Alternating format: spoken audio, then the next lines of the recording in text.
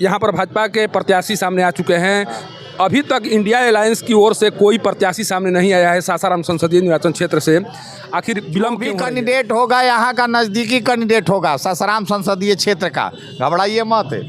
क्या माने सीएस जी जो दूर के हैं? अब तो उन्हीं से पूछिए कि दूर के हैं कि नज़दीक। मोदी सरकार। सासाराम संसदीय निर्वाचन क्षेत्र में भाजपा के द्वारा अपना उम्मीदवार उतारे जाने के बाद लगातार ये चर्चा हो रही है कि कांग्रेस के द्वारा किसे अपना प्रत्याशी बनाया जाएगा और कौन सामने आएगा, इसको लेकर सस्पेंस बना हुआ है। लेकिन जिस तरह से आज सीएस राम जो भाजपा के प्रत्याशी हैं सासाराम आए हुए थे और जिस तरह से उनके द्वारा कहा गया कि एक तरफा जीत है, कोई मुकाबला नहीं है, क्या वाकई में सासाराम संसदीय निर्वाचन क्षेत्र से जो भाजपा प्रत्याशी हैं उनकी विजयी सुनिश्चित है? क्या बड़े फासले से वो चुनाव जीत रहे हैं? कारण कि उनके द्वारा दावा किया गया है। हमारे साथ कुछ लोग हैं, शुरुआत करते हैं। देखिए हमारे साथ एक कांग्रेस के वरीय नेता हैं, इन्हीं से शुरुआत करते हैं। एक चीज़ बताइए, यहाँ पर भाजपा के प्रत्याशी सामने आ चुके हैं। अभी तक इंडिया अलायंस की ओर से कोई प्रत्याशी सामने नहीं आया है सासाराम संसदीय निर्वाचन क्षेत्र से। आखिर विलम्ब क्यों हो रही है? कोई विलम्ब नहीं है, एकदम 1-2 दिन में एकदम नज़र साफ नज़र आएगा कि कौन यहाँ का उम्मीदवार होगा। एकदम इंडिया अलायंस ही जीतेगी, आप घबराइए मत। किस पर दाव लगा रहे हैं आप लोग? दावे अब आलाकमान को तय करना है। लेकिन आज सीएस राम जी आए हुए थे, उनके द्वारा कहा जा रहा है कि कोई यहाँ लड़ाई नहीं है, एक तरफा जीत है, केवल बस घोषणा करना है। 4 जून को घोषणा हो जाएगा। भाजपा प्रत्याशी की भारी बहुमत से जीत हो रही है। जो भी कैंडिडेट होगा, यहाँ का नज़दीकी कैंडिडेट होगा सासाराम संसदीय क्षेत्र का, घबराइए मत। क्या माने सीएस जी जो दूर के हैं?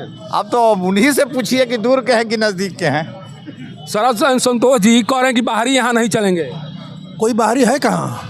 बाहरी रहेंगे तब नहीं चलेंगे ना, बाहरी है ही नहीं तो यहीं कराने वाले हैं। यहाँ के वोटर है चेनारी के, छोटकी चेनारी के, पहले से आप उठा के देख सकते हैं पहले का। कहाँ उनका घर कहाँ पड़ता है? घर रहते पटना में है, जन्म उनका मोहनिया हुआ, पिताजी आईएएस है, जहाँ जहाँ गए वहाँ घर हुआ, सर्विस में रहते थे।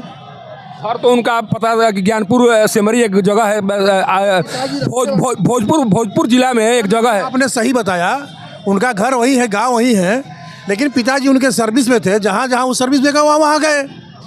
इसी आधार पर बाहरी कह रहे हैं। हाँ, इसी आधार बाहरी लोग कह रहे हैं।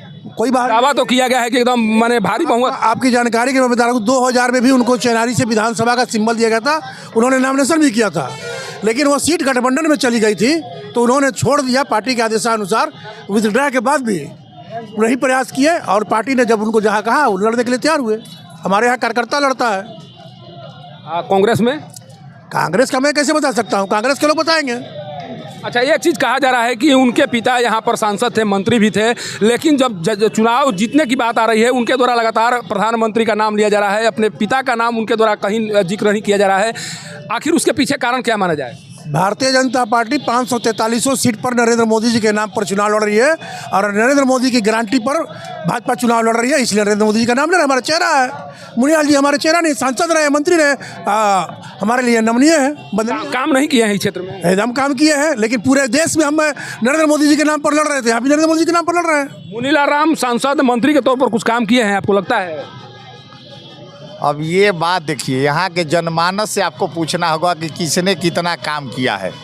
हाँ, अगर काम यहाँ अगर लगता तो सरकार में भी थे तो यहाँ फैक्ट्री भी लगाते, कितने को रोजगार भी मिलता। कहीं नज़र आ रहा है कि रोजगार मिला है कितने लोगों को? सत्यनारायण पासवान जी हैं हमारे साथ। आप भी बताते चलिए, आज आपके प्रत्याशी आए हुए थे, जीत का दावा किया गया, लेकिन जिस तरह से ये कह रहे हैं कि मुनीलाल राम जी अगर काम किए होते तो उनके काम के आधार पर भी सीएस राम अपना पक्ष मजबूत करने की कोशिश करते हैं, वो केवल नरेंद्र मोदी का नाम ले रहे हैं। आखिर ऐसा क्यों हो रहा है? आप दुर्गावती जलाशय योजना के बारे में जान रहे हैं। उस समय महागठबंधन की जो सरकार थी वो कह रही थी कि गढ़ा है, लेकिन मुनीलाल जी ने उसको नक्शा प्राप्त करके एनओसी दिलवाए और काम करने का काम किया, जो आज पानी माने दक्षिण में चल रहा है, प्रमाणित है। और गांव गंवई में जो जहां दलित शोषित निर्धन गरीब रहते हैं उनके लिए आवास दिए, इस नली गाली बनवाए, उन्होंने काम किया है। काम काहे नहीं किए हैं? उद्घाटन तो 2014 में हुआ। उद्घाटन के समय महागठबंधन की सरकार थी यहाँ बिहार में, फिर मुनीलाल राम जी को उसने कैसे जाता है? मुनीलाल जी काम किए, उसके पहले जो सरकार थी जिन्होंने न्याय रखा वो काम नहीं कर पाए, और इसके बाद में भी बने तो अपना काम किए और आज जनता को लाभ मिल रहा है। और बाहरी भीतरी की जो सवाल करते हैं तो बाहरी भीतरी राष्ट्र भक्त और देशभक्त में बाहरी भीतरी नहीं देखा जाता है। हम तो राष्ट्र और देश के लिए समर्पित हैं, इसमें कहाँ से बाहरी भीतरी है। देखिए एक राजद के पूर्व जिलाध्यक्ष भी हैं, उनसे भी जानने की कोशिश करते हैं, सर आप भी सासाराम में बहुत दिन तक यहाँ पर जिलाध्यक्ष रहे, क्या लगता है यहाँ पर महागठबंधन की स्थिति क्या रहने वाली है?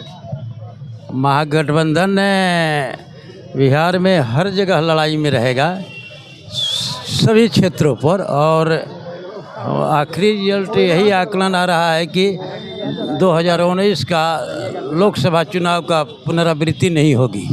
आखिर इंडिया अलायंस के द्वारा अपना कैंडिडेट यहाँ पर क्यों खड़ा नहीं किया जा रहा? अभी तक के सामने कोई नहीं आया है, आखिर कारण क्या है? सवाल है कि यह जो है कांग्रेस के कोटा में गया हुआ है, और कल सीट शेयरिंग हुआ, और आज कल में लोगों बैठक कर करके हर दल के लोग अपने अपने उम्मीदवार को घोषणा कर देंगे, और कांग्रेस की ओर से इस पर मंथन हो रहा है, 1-2 दिन में रिजल्ट आ जाएगा।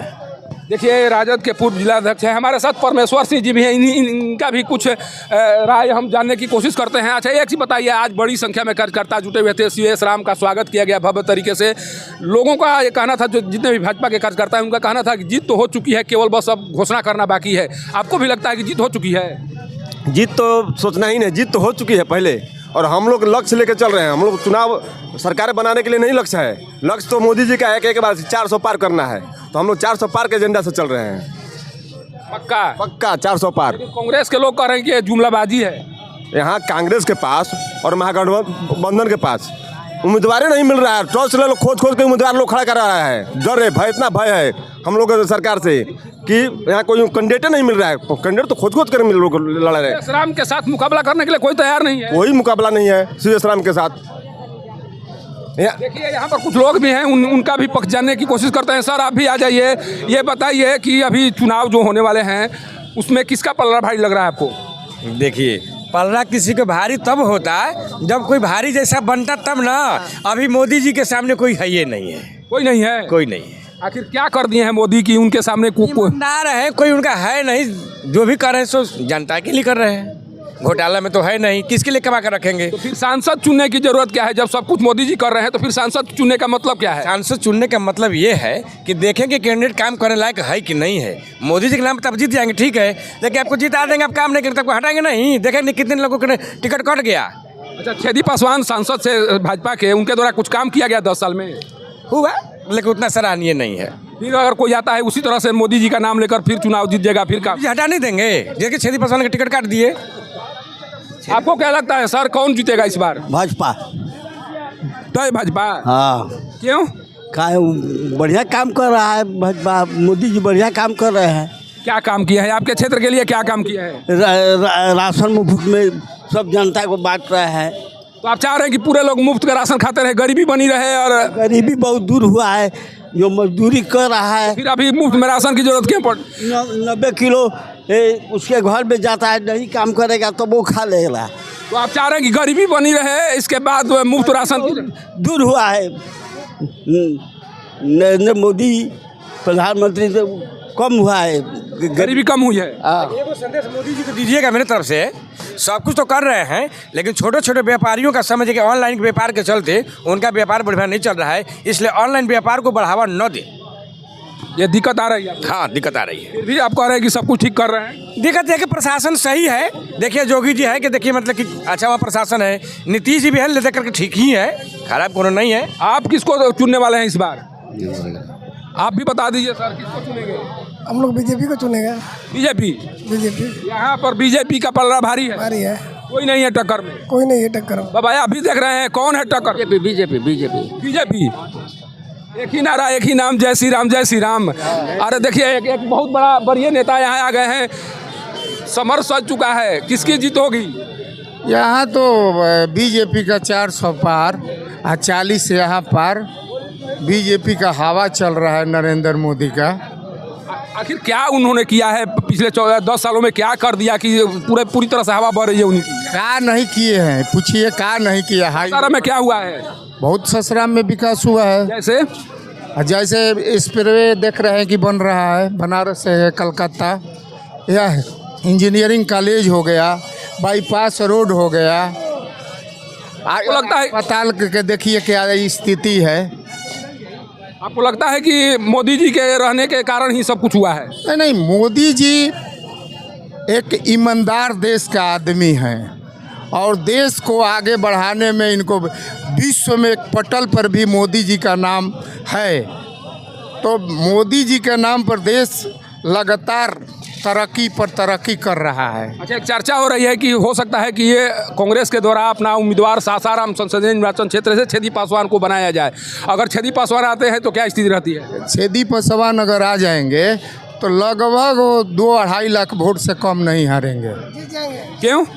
क्योंकि उनके ही 10 साल से वही यहाँ का सांसद थे, भाजपा के सांसद थे। तो सांसद थे ना, तो वो तो सब जानता है कि पलटी मार हैं। जब इनको टिकट करता है तो पलटी मारते हैं।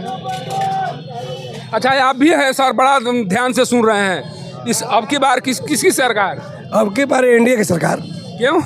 क्योंकि मैंने विकास, लाइन ऑर्डर और जो है देख रहे हैं कि सब कोई जय श्री राम कर रहा है। जय श्री राम के नाम से काम चल जाएगा? नहीं, काम तो नहीं चलेगा, लेकिन वो आस्था तो है भाई आदमी को। आस्था से पेट भरेगा? कितना बड़ा है और आस्था से पेट नहीं भरेगा, लेकिन उसमें रोजी रोजगार तो मिल ही नहीं रहा है भाई। क्या रोजगार मिल रहा है? जुआ सब चिल्ला रहे हैं कि बेरोजगार बैठे हुए हैं, नौकरी, रेलवे की नौकरी बंद हो गई है। क्या आखिर रोजगार क्या? देखे बताते हैं उस रेलवे की नौकरी अभी 1.5 लाख लड़कों को C ग्रेड में नौकरी हुआ है, D ग्रेड में हुआ है। अभी कितना दिन हुआ? साल भर के अंदर सब लड़का पोस्टिंग होकर आप ज्वाइन किया है। जो बोल रहा है दिखाए। तेजस्वी जी दावा कर रहे हैं कि 2 लाख नौकरी हमने दे दिया है।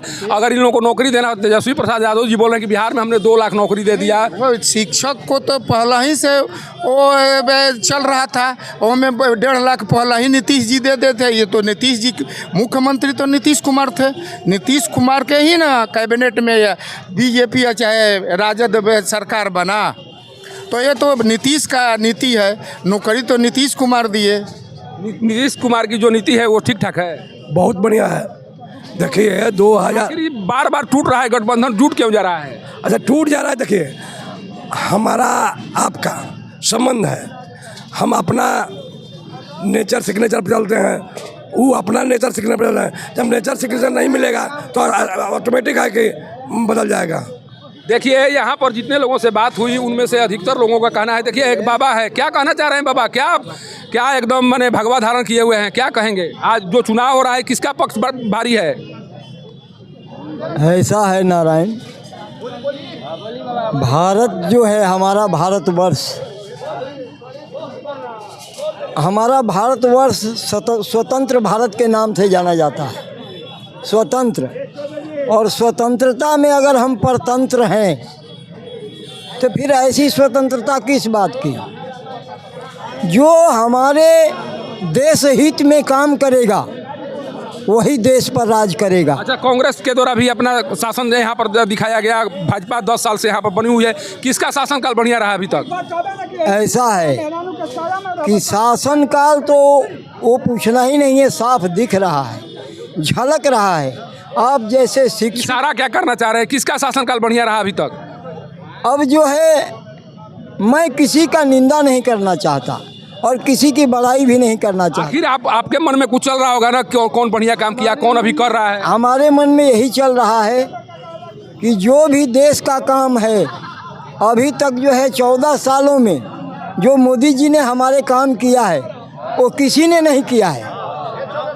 और 60 साल 70 साल देश आज़ाद हुआ, लेकिन अभी तक किसी ने वो काम नहीं किया है जो मोदी ने किया। एक बार फिर मोदी सरकार 370 हटाया मोदी ने।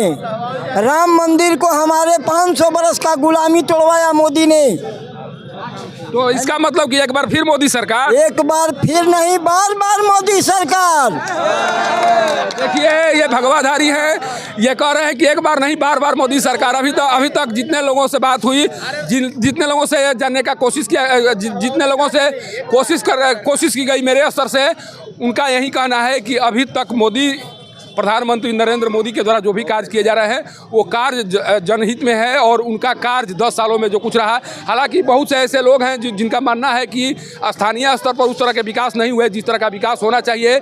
कोई भी सांसद अपने क्षेत्र का विकास कर सकता है, लेकिन तब तक से अभी जो चुनाव होने वाले हैं उस चुनाव में, चूँकि 10 साल तक यहाँ सांसद छेदी पासवान भाजपा के ही रहे, लेकिन उनके द्वारा जो कार्य किया गया उसको सभी लोग देख रहे हैं, या जिस तरह से उन्होंने यहाँ पर काम करने का काम किया उसको सभी लोग जज कर रहे हैं। लेकिन इस बार क्या होगा, इस पर सबकी निगाहें टिकी हुई हैं। सीवेश राम, मुनीलाल राम के पुत्र जो पहले मंत्री भी रह चुके हैं, सांसद भी रह चुके हैं, उनके द्वारा क्या कुछ कार्य किया गया, ये जब वो आएंगे अपना वक्तव्य देंगे तब पता चलेगा। लेकिन अभी भी वही उनके स्तर से भी प्रधानमंत्री नरेंद्र मोदी का नाम लिया जा रहा है और बताने की कोशिश की जा रही है कि प्रधानमंत्री नरेंद्र मोदी के नाम पर इस बार 400 का पार जाना है और 400 का पार इस बार जाकर रहेगा।